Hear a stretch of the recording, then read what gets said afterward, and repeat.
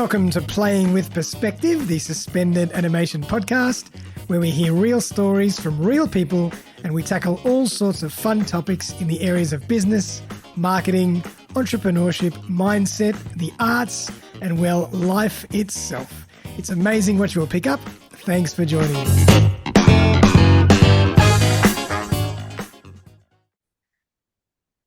Well, welcome everyone. Friday afternoon. Darren Saul here, your host of Playing with Perspective, the suspended animation podcast. It's episode 206, and the subject of today is Ideas Transformed, Bringing Imagination to Life with Ryan Gharazeddine. How you doing, Ryan? I'm very good. How are you, Darren? Very, very well. I should tell everybody, AKA Gaza. We'll call him Gaza for short. Yeah, that works. Yeah. But just to give you a little bit more insight into who Ryan or Gaza is, he's a creative powerhouse who finds joy in bringing imagination to life. When not on duty, he channels his passion for building robots, rockets, and other things that bring practicality and joy to other people. From crafting intricate toys to resurrecting telescopes, Gaza embraces the art of building something out of nothing. For example, when he was a kid, he made a guitar with a tissue box, cardboard roll, and rubber bands. He prefers to build things by hand, whether it is toys, robots, or some other contraption, than spending hours designing by computer and using trial and error to get his laser cutter 3D printer to work. His talent for creating captivating experiences for others is matched only by the satisfaction he finds in turning visions into tangible realities. Through his skills and boundless creativity, Gaza continues to inspire others to embrace the magic of making. So welcome again, mate. How you doing? Thank you for the intro. Very good, thanks. My pleasure. That's fascinating. So you've always been someone that likes to just create things with your hands. Yeah, old-fashioned, analog way. Yeah, that's right. When I was a kid, I used to always be fascinated with how things worked. So I have taken apart the odd VCR and the odd TV, and Yeah, I'm sure. most of the time not been able to put it back together. All right. As a kid, I used to take apart my parents' old, grandfather clock, and I'm pretty disappointed I did that because now we can't find it, and it's a nice piece of antique. Had I known better, but yes, I've always been fascinated with building things out of stuff lying around the house. And I think back in the time when I was growing up in the 80s, that's what you did. The toys were more practical.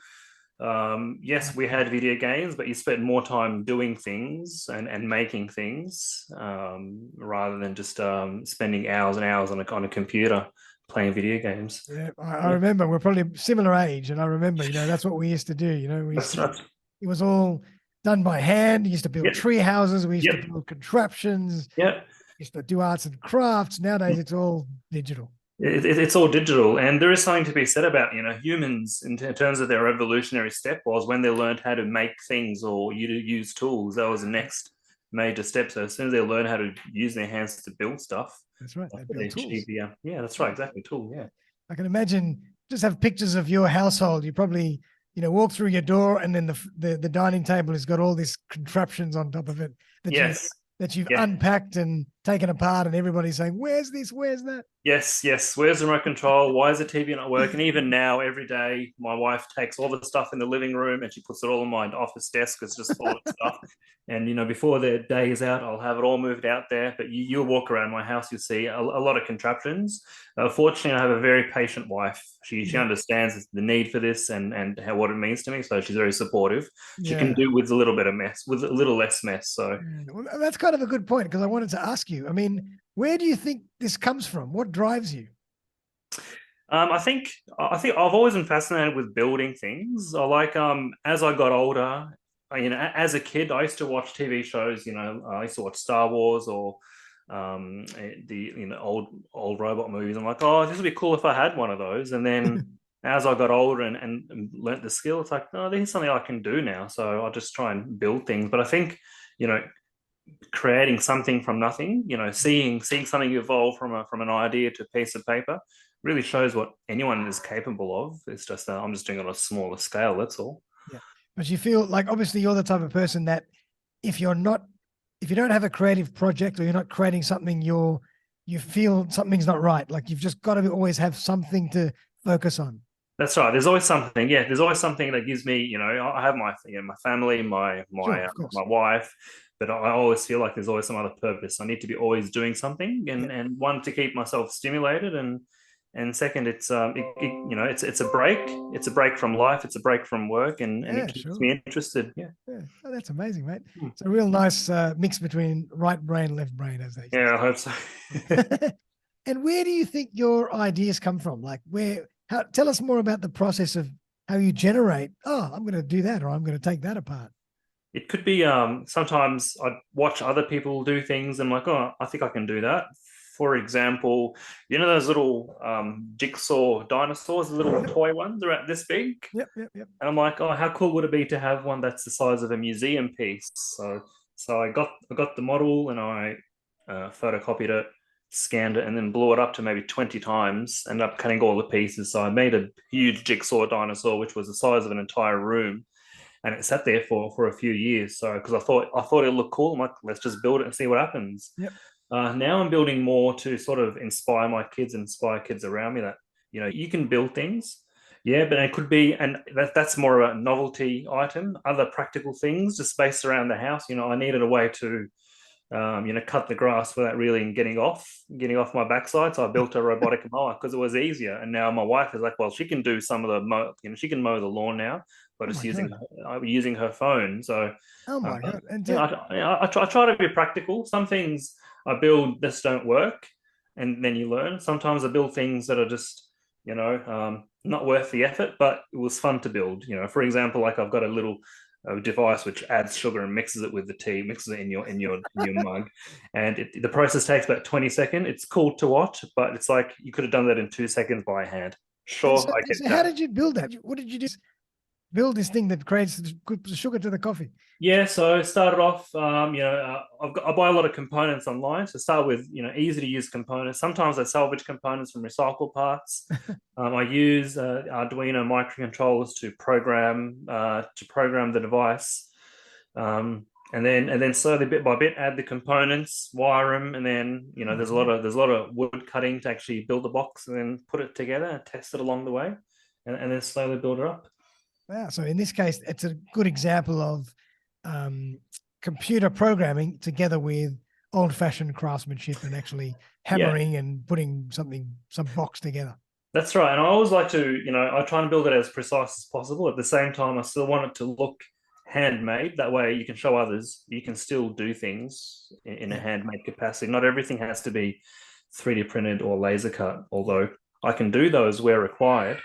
yeah. I think I think they still need to show that you can still build things by hand, at least from a prototyping perspective, Yeah. and then demonstrate, yes, I can do this. Um, yeah. And how much of all these contraptions that you build do you actually use? So the robotic mower I use. Wow. I made a vacuum cleaner once, just as a learning trial and experiment. It did work, but then it wasn't really good at capturing dust. All it really did was move dust from one From place one to place to another. another. More like Which one of those leaf blowers. yes, that's right. Yeah. Other practice. I've built a few little small like surveillance drones, which sit at a docking station, and then at night time, if I feel the need to inspect what's happening in the house, I've never had to. I can turn it on remotely from my room and drive it around, and it's got Unbelievable. a camera, and so I've got a screen. Other things are tied to some of the props I built. So I built like a couple of R2D2s. I built a little dancing robot for my kids, which spits out bubbles just for entertainment and fun.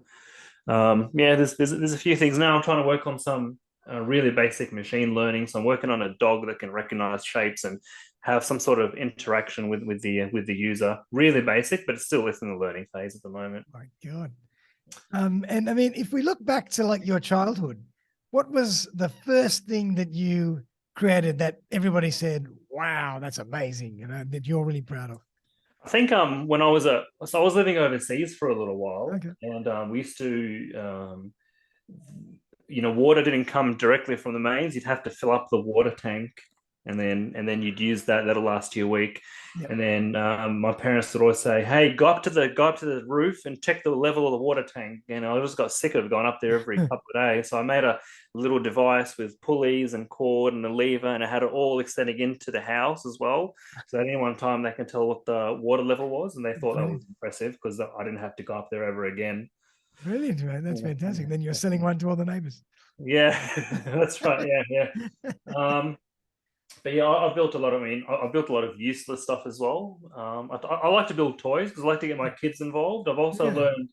learned when I built things for myself, I understood how vulnerable they are and how delicate they were. Yeah. But now when I build them so they can withstand, kids. Kids will sit on them, they'll throw them, so I'll make them as strong as possible. Okay, I built a pinball machine for my son. And he used it for 2 seconds. So now That my was it. wife uses it more. I use it more. Yeah. Now I'm working on a few other things as well. So I'm always working on a few projects, but there is obviously a long term vision, a long term goal as well. Yeah. Do you do anything else with the things that you make? Do you like try and put them into some kind of an art gallery, or do you?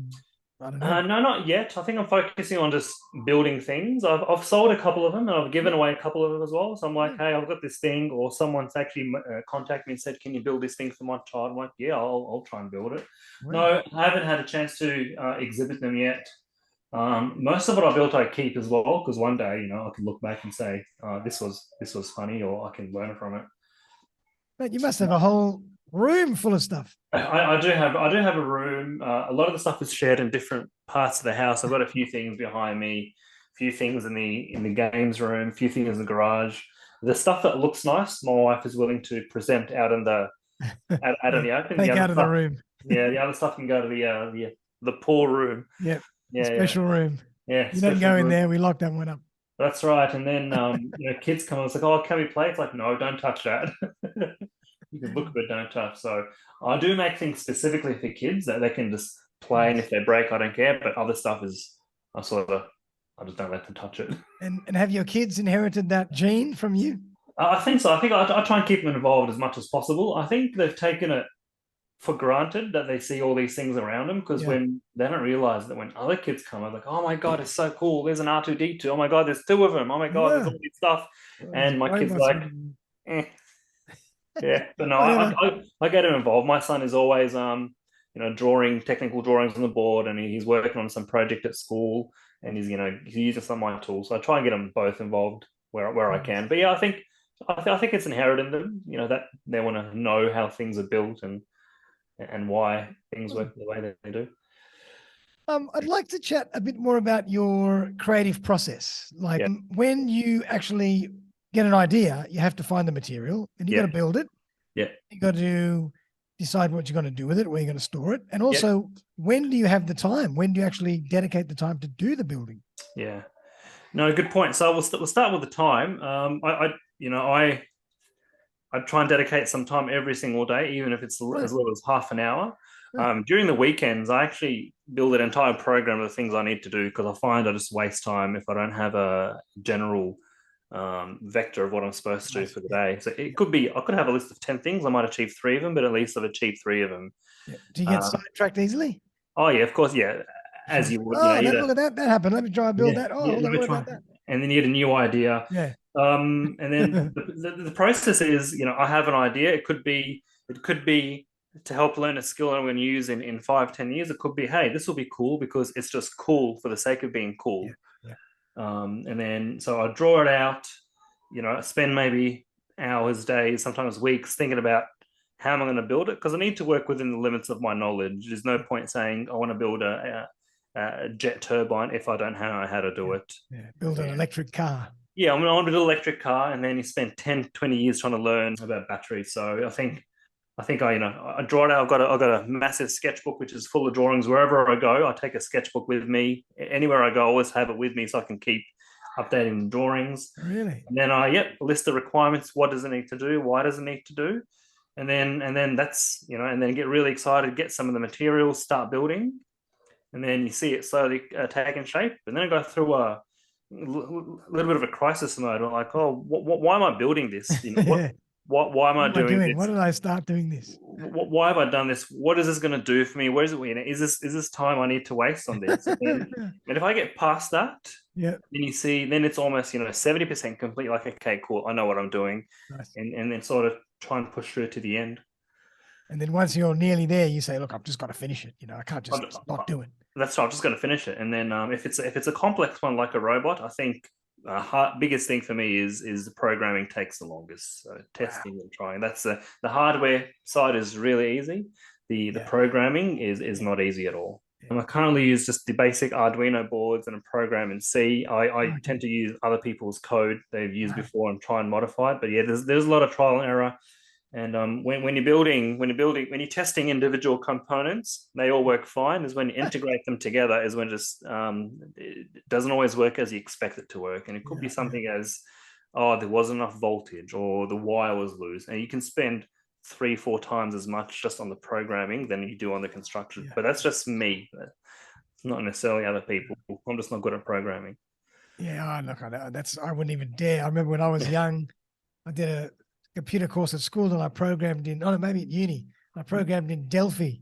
Yeah, right. I said, oh my God, what the hell is this? Yeah. Not for me. Yeah, no, it is pretty difficult. But luckily, even with like the internet and And now with ChatGPT, you can ChatGPT, just pull down like lines of code. it's crazy. I was actually looking up on ChatGPT. How can I make this? And it spelled out the code. I'm like, oh my God, I wouldn't have thought of this in like 50 years. So Incredible. it's scary. It makes us wonder, you know, what more do we have to value add to humanity? So maybe we should be more creative and let the machine do the repetitive work. But yeah, ChatGPT is quite fascinating. Pretty amazing. Yeah.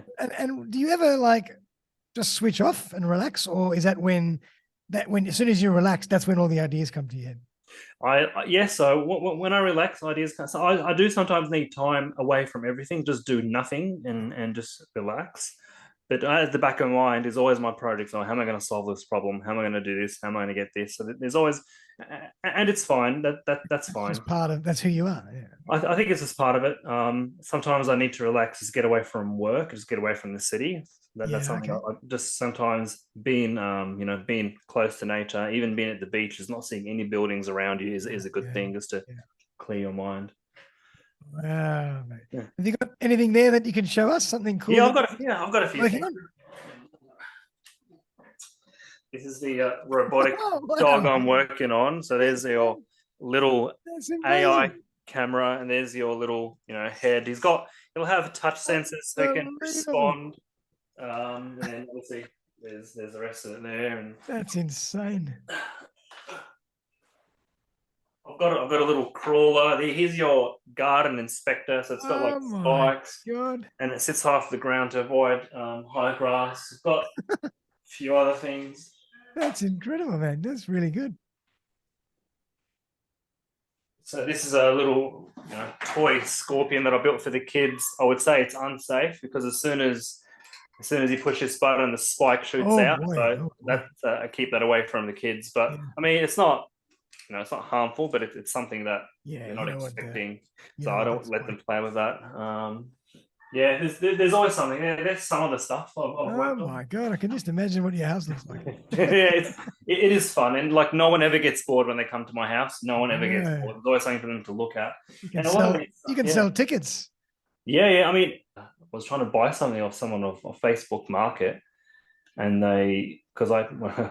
part of my marketing campaign, I take pictures of the things I'm selling in front of my R2D2, in front of my to get more views and stuff. And they're like, oh, I'm happy to give you this if you show my son how to build a robot. It's like, okay, cool. And they came down, they gave me the thing, and they talked him through it, and they played around, and they saw that as a fair trade, and so did I. Good old bartering system. Fantastic. Yeah. And what else? Yeah, and a lot of these things generally feature my YouTube channel as well. So I try and show, how I built it. And if I can't show how I built it, I'll show them what it looks like, and they can sort of get an idea of what to do. But and maybe it'll inspire a few people.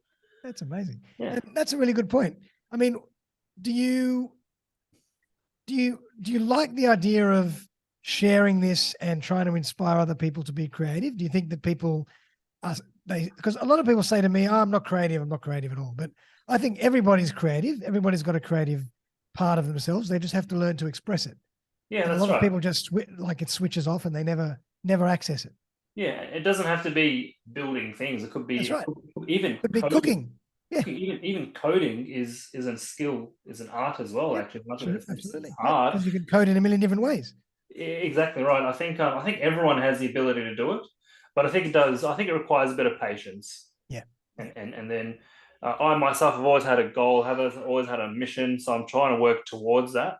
It could be that others haven't found, what their purpose is, and maybe Yeah. haven't able to tie it to Yeah. their creativity. Yeah. Yeah. So what's your purpose then, in terms of creativity and inspiring people to create? I think I'm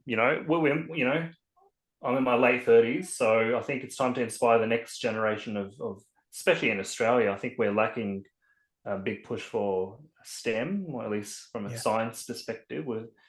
And I think especially with the media nowadays and the stuff that's shown, I don't see a lot of inspiring TV shows. When I was a kid, I used to watch, Carl Sagan's Cosmos as a kid. He inspired me to go study science. Him and my dad, let's look at stars. Yeah. I don't. Although there's a lot more media available, I don't see this national push towards science.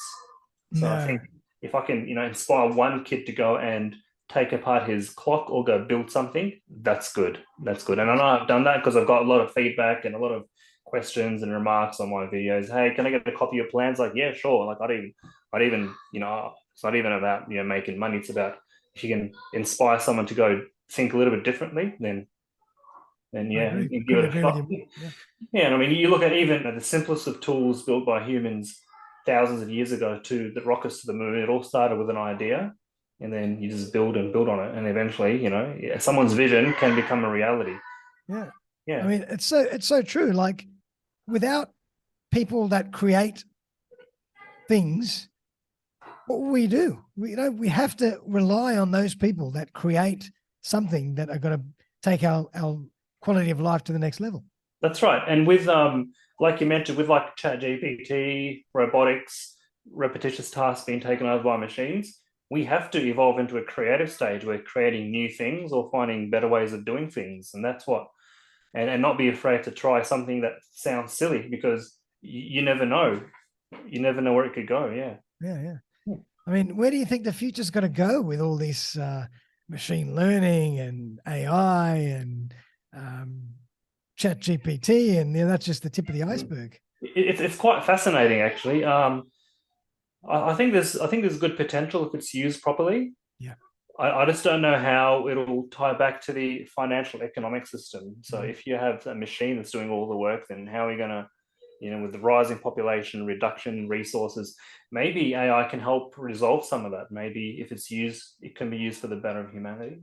Yeah, that's And a good point. Yeah. yeah, so it can, and if it's hijacked by corporate entities that are trying to benefit financially, then you have a group of people which have that access to technology and those that don't, and it could be in a way weaponized. So it could go either way. Well, I just don't know yet. Yeah, but Yeah. I find ChatGPT really useful, even for things like, oh, how do I write this in a better way? Because it's a tool. Yep. There was once upon a time where you couldn't use spell check in school, and you got in trouble That's for right. not spelling. Now we use spell check all the time. You ever send an email that prompts you want to spell check? So, Yep. and we've accepted that as normal. Whereas when I was at school, you had to look up the dictionary and learn how to spell it. That's right. We have the Webster Dictionary and we had Webster, a yeah, pencil and an yeah, eraser. yeah. And if we That's made a mistake, we'd erase the word yes, and yeah, rewrite it. yeah. Nowadays, forget it. And then the irony was, if you couldn't spell the word, you couldn't look it up, so you could never find the word you're trying to That's right. spell. Yeah, That's right. And then there used to be some of those people that would know all these crazy long words and yes. nobody knew what they meant. But some people were just brilliant with, command of the dictionary. Yes, yes, and I think nowadays we have a lot of access to information, but unfortunately there is a lot of access to not disinformation, but unverified information. Yeah, yeah, yeah, So, yeah, so yeah. you can Google it. If you ask me a question or something I don't know, I can Google it within 2 seconds Yep. and give you the answer, but doesn't mean it's a good answer. Correct. Yeah, yeah, So yeah. maybe the quality of the information Yeah, that's the can't be thing. verified, but That's the thing. Yeah. yeah. And I mean, what about your kids? Are you very strict on how much time they spend on devices versus, just being a kid and building stuff and playing in the backyard, or how do you manage that? Yeah, we try to be. We try to give them hours. We're trying to give it a bit of study and then a bit of play and then a bit of screen time. We try and regulate it. We call it more of it's a privilege, not a right. Yeah. Having said that, sometimes what are you going to do with them? Sometimes it's like, well, we're stuck at home. There's literally Yeah. nothing else to do. So I try and Yep. try and take advantage of it. So if my son wants to use the iPad, for example, we've got a math application, he can do a bit of math, and that way he's learning a bit and he's Good. playing with it. But I At think least there's some educational content. at least some, I know there are some good games out there which I'm going to do some research on, which will give him both the pleasure of playing and learning at the same time. But it is a digital age. Like even at the dinner table, everyone's on a device. It's just Crazy, isn't it? it's crazy. It's not healthy, but that's the world we live in, I suppose. Yeah. And, as a lot of people say, in the future, that's just going to be the norm. This new generation, we call them digital natives. Yep. They're born into this. They don't know any other way. Whereas Yeah. we're lucky that we've seen both sides. Yes, that's right. And my I've got the laptop I'm using is a bit old. My daughter's using the phone and iPad, so she'll see things on my laptop. She'll start touching the screen, not knowing it's not touch screen. Exactly. Yeah. Or she's going to touch the TV screen. That's It's like, right. no, don't touch that. Yeah, isn't it amazing? Yeah. I love that. So Ryan, I believe that you put a lot of this stuff on your YouTube channel. So I'd love you to tell everybody a bit more about your channel and what you want to do with it, and Sure. what your goal is. Yeah, no, really appreciate it. So I do have a YouTube presence. I've been building it over the last few years, and I thought with all these things that I'm building, I may as well put them online. So I typically go through, what I built, how I built it. Sometimes I go into a lot of detail, just depending on at the time. But I'm always open to, remarks. I get a lot of questions, and I'm always willing to help. I'm still working on my filming and editing techniques. I think it is getting better with time. How do you do that? Just on your mobile phone, or?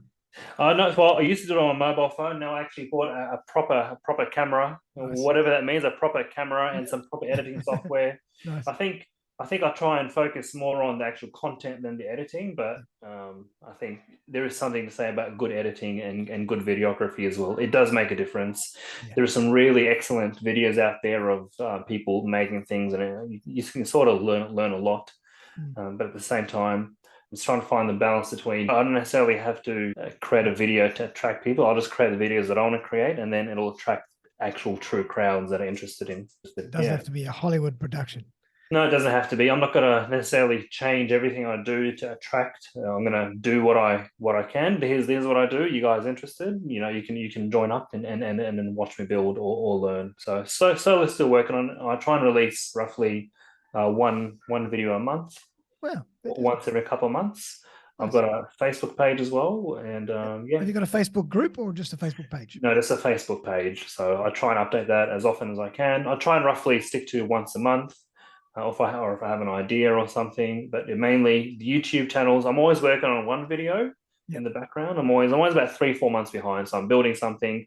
The biggest challenge is when you build something, you just build it. But when you build and film it, it's a lot. It takes, 3-4 times as long, and you got to get the camera angle right. And you're like, oh, that didn't work. I'm going to have to repeat that process again. Yep. Yeah, I do have a lot of videos on some restoration projects, especially for telescopes, because I think it's a really good instrument to exploring the heavens. So I try and show how you can restore an old telescope that potentially has been neglected into something that's useful again. Thereby you can save money and then still get something out of it. That's amazing. Well done. And basically, I'm assuming the best way to find you would be your YouTube channel, your Facebook page. Yeah. Do you have a website or anything? Or? I do have a website. It's still in the draft stage, but I do prefer everything come through YouTube. In the comments, there's details to my email addresses there as well. Awesome. I'll make sure I put all those in the comments for everybody. Yeah. But Ryan, it's been an absolute pleasure, man. I just love, I really love the fact that you are so passionate about creating and building, because there's not enough people today that, tap into that. A lot of people just do the day-to-day and you never really inspire themselves to actually go outside the box and create something new. So I think it's really important for people to. Appreciate it. Thank you. I think that's absolutely awesome. Do you have any last words or comments for anyone out there that's maybe thinking about creating something and they're just not quite taking the first step? Yeah, I mean, there's always, it always starts with a drawing and an idea. If you have an idea and just as soon as you grab that pen and put it to paper, the ideas will start flowing, just like writing as well. So if you have an idea, the first thing to do is get a pen and paper and just draw or write whatever the idea is and build it from there. Yeah. There's a lot of resources out there, especially in the digital age. You don't need a laser cutter, although it helps depending on what you're trying to build. You don't need expensive tools. You can build with what you have at home and then slowly build on it. But no, just don't stop dreaming, really. Yeah, I love it.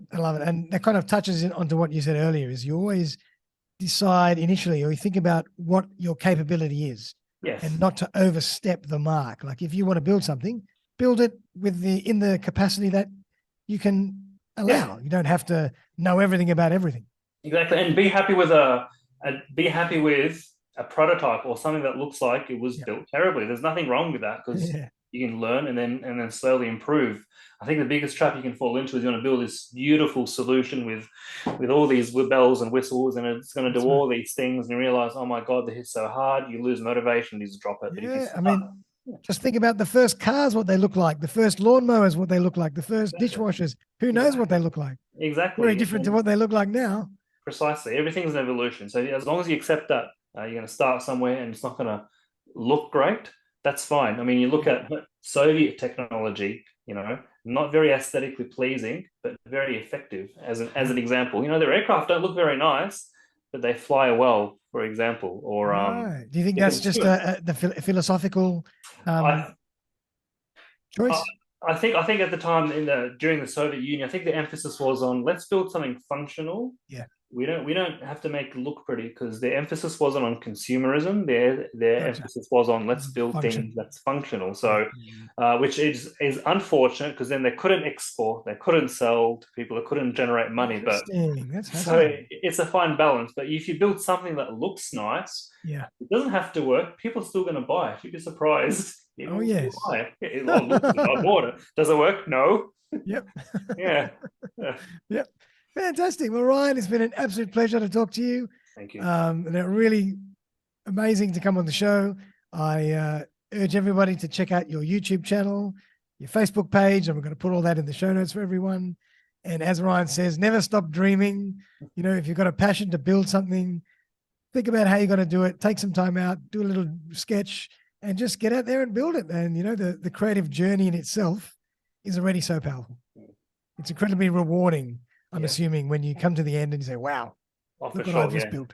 Yeah. Well done. Well, everybody, hope you enjoyed that as much as I did. And we'll see you very, very soon for another episode of Playing with Perspective. Gaza, thanks again, mate, for joining. Thank you. Really appreciate it. And we'll see everybody for the next episode. Bye for now.